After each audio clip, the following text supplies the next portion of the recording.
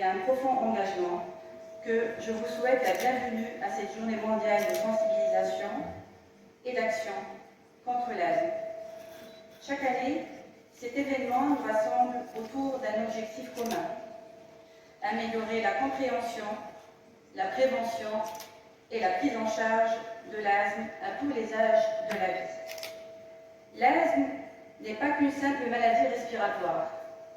C'est une affection chronique qui touche plus de 300 millions de personnes dans le monde, la majorité d'enfants et d'adolescents.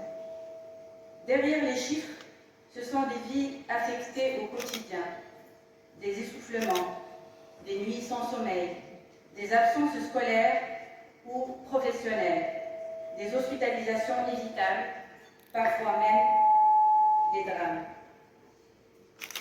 Et pourtant, l'asthme est une maladie contrôlable si l'on agit avec les bons outils, les bons messages et une collaboration étroite entre professionnels de santé, patients et décideurs. Cette année, le thème retenu par l'accès équitable aux soins pour tous les asthmatiques.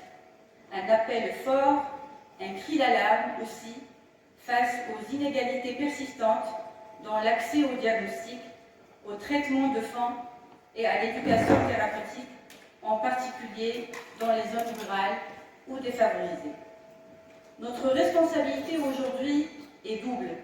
Premièrement, sensibiliser le grand public, les familles, les écoles, les employeurs aux signes d'alerte et aux gestes à adopter.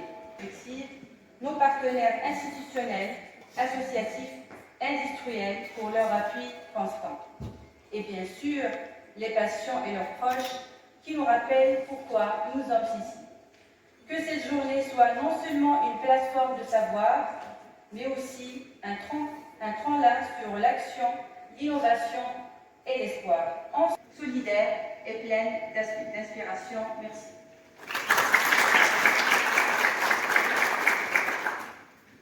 Le directeur du centre hospitalier universitaire 26 pour son nom. Logistique, financier, soutenir les équipes médicales et paramédicales pour la prise en charge de ces pathologies qui affectent beaucoup nos enfants.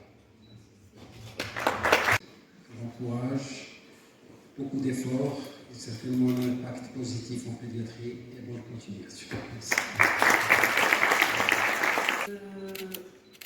Commencer à déjà se poser des questions sur le sujet et pour essayer d'animer cette session donc, qui parle de l'asthme, qui est une maladie aussi fréquente que difficile à prendre en charge.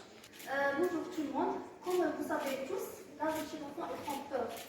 Une toux banale, une respiration sifflante peuvent cacher des diagnostics manqués.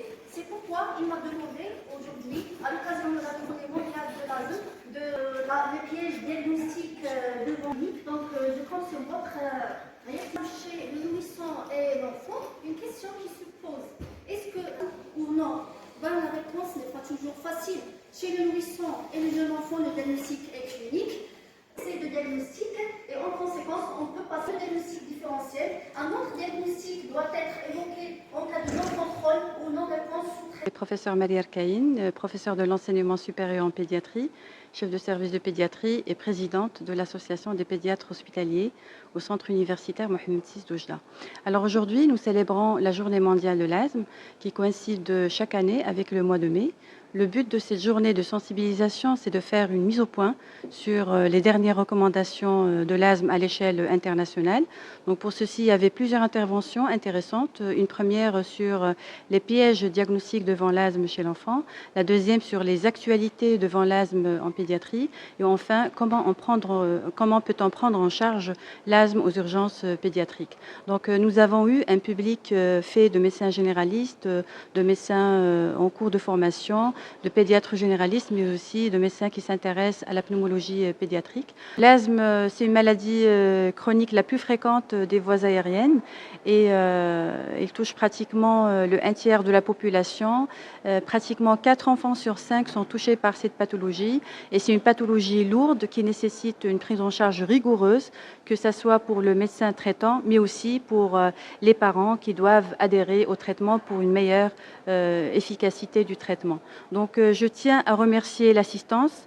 Je remercie également le comité d'organisation, le comité scientifique et tous les membres de l'association des pédiatres hospitaliers. Et je n'oublierai pas, bien sûr, de remercier le centre hospitalier universitaire ainsi que la faculté de médecine et de pharmacie d'Oujda pour leur soutien inconditionnel. Et je remercie aussi les industries pharmaceutiques pour leur présence.